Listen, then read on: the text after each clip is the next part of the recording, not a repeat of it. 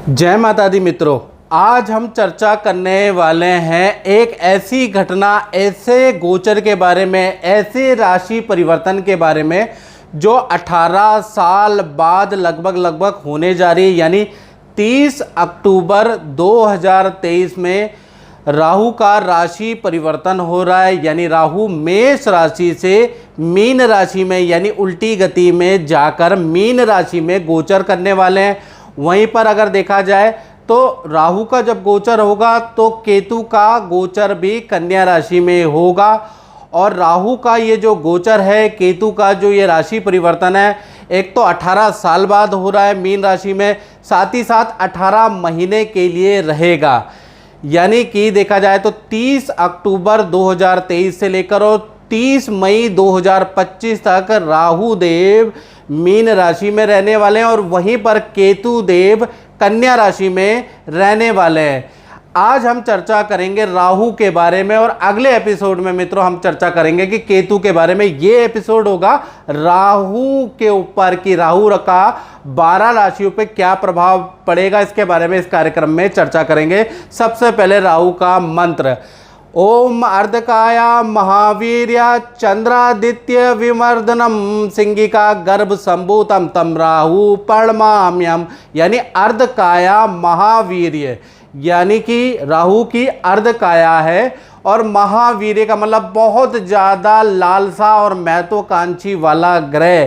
चंद्रादित्य विमर्दनम, जिसका चंद्रमा और देखा जाए सूर्य से गंभीर शत्रुता है। सिंगिका गर्भ संभूतम तम राहु प्रणमाम्यम, सिंह की सवारी करने वाला ऐसे राहु देव को हम प्रणाम करते हैं।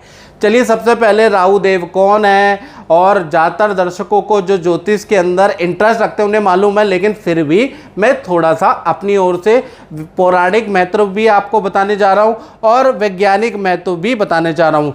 पहले हम ये जानते हैं कि राहु है क्या, कौन है। तो पौराणिक कथा के अनुसार जब समुद्र मंथन के दौरान स्वर भानु एक दैत्य था जिसने अमृत का कलश या अमृत का पान पी के वो अमर हो गया, तब भगवान विष्णु ने अपने चक्र से उसके 2 भाग कर दिए। यानी कि जो विष्णु भगवान का चक्र था उसके गले से उसको काट दिया, तो ऊपर का हिस्सा या राहु कहलाया और नीचे का हिस्सा जो है, जो धड़ है, वो केतु कहलाया। और ये राहु और केतु के नाम से आगे प्रसिद्ध हो गए। वैसे इस राक्षस का नाम स्वरभानु था।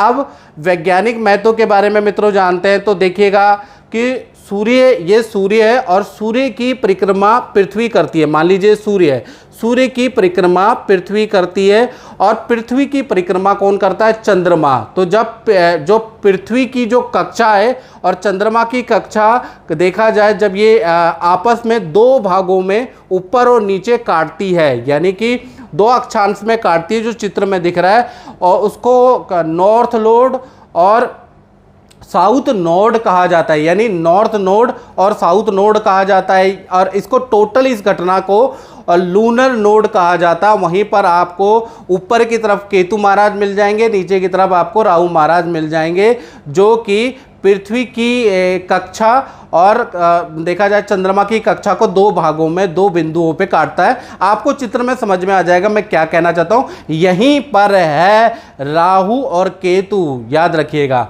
अब राहु और केतु को आपने जान लिया क्या है, कैसे दिखते हैं। वैसे तो दिखाई देते नहीं, छाया ग्रह हैं, लेकिन उसका अनुमानित वैज्ञानिक दृष्टिकोण हमने देख लिया, पौराणिक महत्व देख लिया।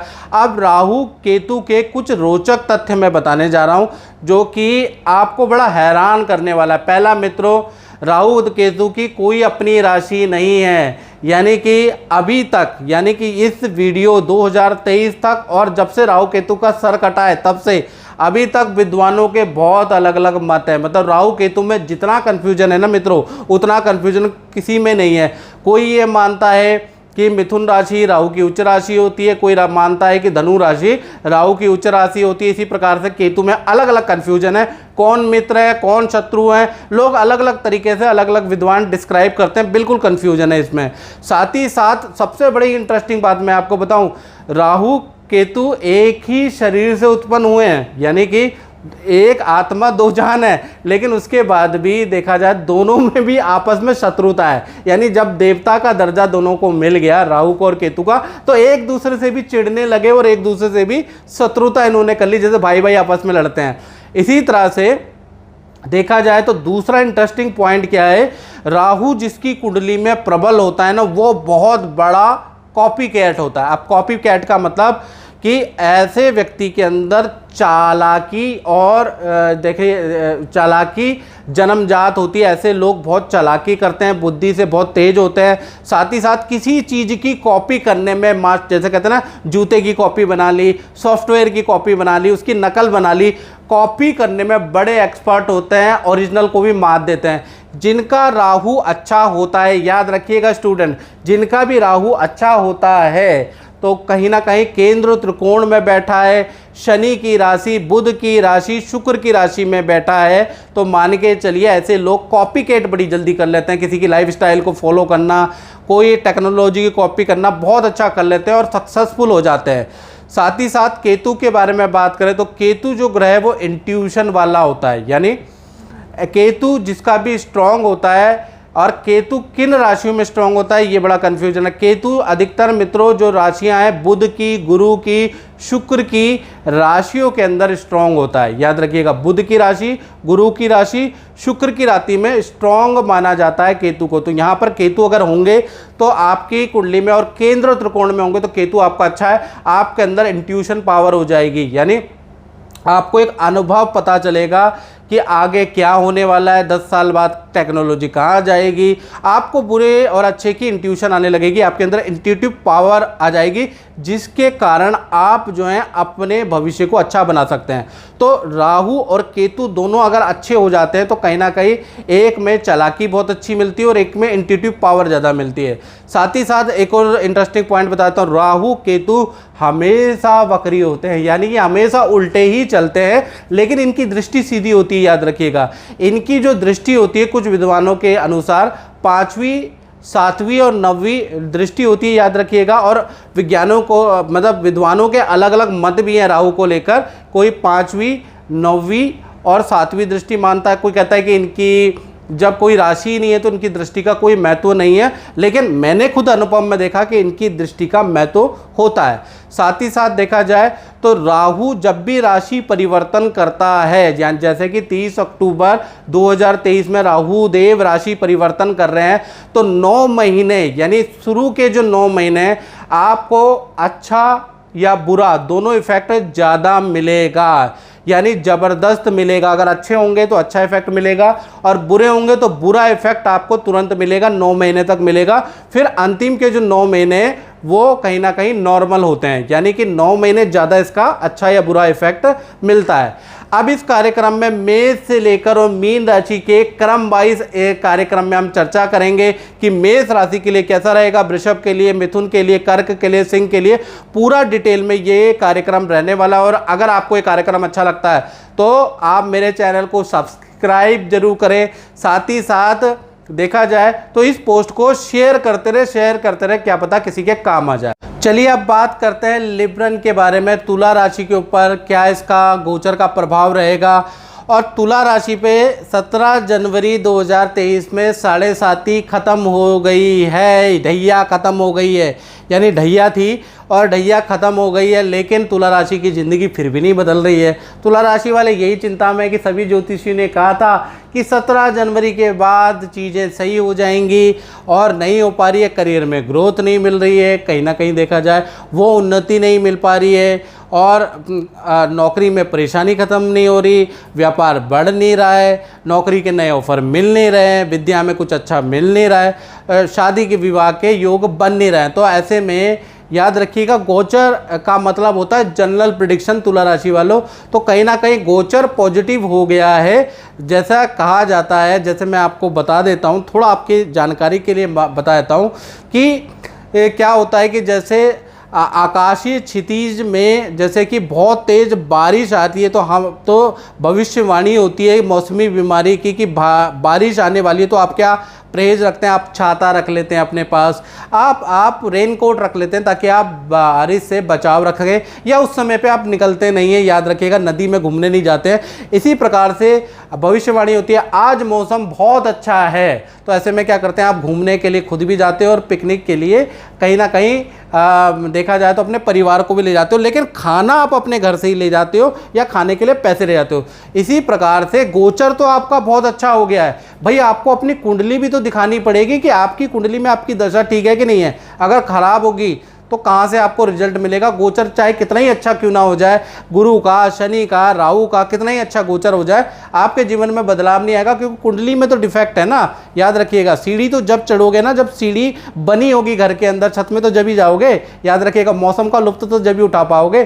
तो मेरी बात कुछ तुला राशि वाले समझ गए होंगे, कुछ लोग नहीं। चलिए, इसको, ये बहुत बड़ा टॉपिक है, इसके बारे में लास्ट में चर्चा करेंगे। सबसे पहले तुला राशि के बारे में बात कर लेते हैं। जो राहु का गोचर आ रहा है, यानी देखा जाए तो 18 साल, करीबन 18 साल बाद राहु मीन राशि में दोबारा प्रवेश कर रहे हैं। तो कुल मिला के देखा जाए तो आपकी कुंडली से देखा जाए ये गोचर छठा है, छठे में राहु और बहुत अच्छा रिजल्ट देता है। कहीं ना कहीं देखा जाए तो तुला राशि को छठे राहु का, यानी कि ये जो राहु है इसका बेस्ट रिजल्ट प्राप्त होगा 18 महीने के अंदर अंदर, यानी 30 अक्टूबर 2023 से 30 मई 2025 तक आपको बेस्ट रिजल्ट होगा। लेकिन आपकी कुंडली में भी मित्रों ग्रह ठीक होने चाहिए, तभी होगा। नहीं तो याद रखिएगा, हम राजयोग बोलते हैं तो हर एक नाई, हर एक भिखारी राजा ना बन जाता, यानी कि आपकी कुंडली में भी राजयोग होना चाहिए, याद रखिएगा।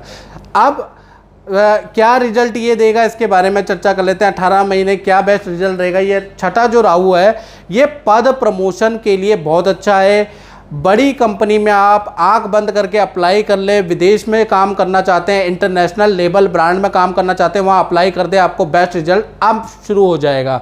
यानी कि अच्छा पद प्रमोशन मिलेगा बड़ी कंपनी में। आप अगर अप्लाई करेंगे तो आपको बहुत अच्छा रिजल्ट मिलेगा। या कुछ लोग विदेश में काम करना चाहते हैं तो उन्हें विदेशी कंपनी में अप्लाई कर देना चाहिए 30 अक्टूबर के बाद। साथ ही साथ शेयर, लॉटरी, जो लोग ये चीज़ें करते हैं उसमें भी आपको अच्छा धन लाभ प्राप्त हो सकता है। शेयर में किया गया इन्वेस्टमेंट आपको अच्छा लाभ दे सकता है, या एक आध लॉटरी भी आपकी निकल सकती है, ऐसा योग नज़र आ रहा है। साथ ही साथ देखा जाए जो लोग राजनीति करते हैं तो राजनीति में उनको कोई पद मिल सकता है, या फिर आपको राजनीति में कोई काम मिल सकता है, कोई ठेकेदारी का काम मिल सकता है, कोई सरकारी काम आपका को मिल सकता है, या सरकारी व्यवधान या कोर्ट केस अगर आपके ऊपर तुला राशि के ऊपर चल रहा है तो उसका डिसीजन आ सकता है, कोई सरकारी पेंडिंग डिसीजन आपके फेवर में आ सकता है। तो यहाँ भी पॉजिटिव है। राजनीति में भी आपका इंटरेस्ट जागृत होगा इन 18 महीने के अंदर। राजनीति में आपके करियर की शुरुआत भी होगी, याद रखिएगा। राजनीति में आपको कोई पद भी मिलेगा, सरकारी रुका हुआ काम भी होगा, और कोर्ट केस में भी सफलता मिलेगी। साथ ही साथ देखा जाए जो प्यार का मामला है, यानी लव कपल के लिए थोड़ा गड़बड़ी है।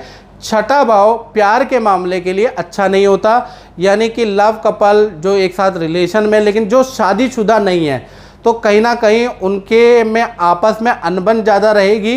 रिलेशनशिप 18 महीने में ब्रेक होने की कगार तक पहुंच रहा है, याद रखिएगा। अगर आपका प्यार सच्चा होगा तो कामयाब होगा, नहीं तो टूट जाएगा। इसी प्रकार से देखा जाए 5वीं घटना क्या हो रही है, नौकरी के साथ में तुला राशि वालों नया कुछ क्रिएटिव काम कर सकते हैं। जैसा मैंने बताया, कोई कॉपी, किसी टेक्नोलॉजी की किसी की कॉपी करके सफल बन सकते हैं, क्योंकि राहु कॉपीकेट होता है, ये मैंने आपको बताया था ना। तो यहाँ पर आप किसी की कॉपी करेंगे और उसकी तरह बनने की कोशिश, उसकी तरह काम करने की कोशिश करेंगे और सफल भी होंगे। यानी नए काम की शुरुआत, नए आइडिया की शुरुआत राहु आपको देगा। साथ ही साथ विदेश जाना चाहते हैं तुला राशि वाले, या विदेश में पढ़ना चाहते हैं, विदेश में रहना चाहते हैं, विदेश में प्रॉपर्टी खरीदना चाहते हैं, विदेश संबंधी काम में आपको छठे राहु आपको सफलता मिल रही है। साथ ही साथ देखा जाए तो अचानक 18 महीने में आपकी आर्थिक स्थिति अच्छी हो जाएगी। गुप्त तरीके से धन भी आपको प्राप्त होगा। गुप्त तरीके से मतलब यानी कि आपको ऐसा धन प्राप्त होगा जो कि आपको कह लीजिए कि गुप्त तरीके से अचानक, किसी को बताना नहीं है लेकिन आपको धन लाभ होगा। तो कुल मिला के धन कमाने के एक्स्ट्रा इनकम के सोर्सेज आपके बनेंगे। कहीं ना कहीं आपको एक्स्ट्रा इनकम के सोर्सेज राहु देने वाला है और फाइनेंशियल स्थिति बहुत बहुत मजबूत करने वाला है। तो कुल मिला के तुला राशि के लिए ये गोचर लाभकारी है। लेकिन इसका इफेक्ट मित्रों जब ही मिलेगा जब आपकी कुंडली में भी गोचर अच्छा होगा, आपकी दशा महादशा प्रत्यंतर अच्छी होगी। उसके लिए आपको 7210124289 मेरा जो व्हाट्सएप नंबर आ रहा है ना, इसमें हाय हेलो से कोई बात नहीं बनेगी, ना कॉल करने से हमें कोई बात बनेगी। आप व्हाट्सएप पे अपना नाम डिटेल अपनी डालिएगा, डिटेल में नाम, date of birth, time of birth, place of birth, तो अपना मुख्य प्रश्न कहना क्या चाहते हैं आप वो लिखिएगा। जय माता दी अमोद जी। जय माता अमोद दी। जी, आपका जो अपना अनुभव है वो कैसा रहा? बहुत बढ़िया रहा पंडित जी से मिल करके। मैं अगले 10 साल से जुड़ा पड़ा हूँ पंडित जी से, और हर बार मैं मिलता रहता हूँ। जो जो परेशानी आता है मैं पंडित जी को बताता हूँ, उसका मेरे को समाधान हर बार कुछ न कुछ पॉजिटिव मिलता है। जितना बार मैं मिला हूँ हर बार कुछ न कुछ पॉजिटिव मिला है। पंडित जी जो जो बताए हैं वो हमें सब चीज़ जो है ना पॉजिटिव हो रहा है हमारे साथ। हम हर बार जब भी पंडित जी से मिलने आते हैं कुछ न कुछ हम नया चीज़ लेके आते हैं, नया चीज़ पूछते हैं। पंडित जी हमें उसका कुछ न कुछ उपाय बताते हैं और वो हमें आगे चल के ठीक हमारे साथ सही हो जाता है। जो भी गुरुजी ने उपाय बताया, हाँ हाँ आपके जीवन में बिल्कुल अच्छा प्रभाव- बिल्कुल बिल्कुल बहुत अच्छा प्रभाव हमारे साथ हो रहा है, और मैं अगले 10 साल से पंडित जी से मिल रहा हूँ। बहुत बहुत धन्यवाद। ऐसा भी आगे भी आपके जीवन में अच्छा प्रभाव मिले। Thank you. माता रानी कृपा बनी रहे। जय माता।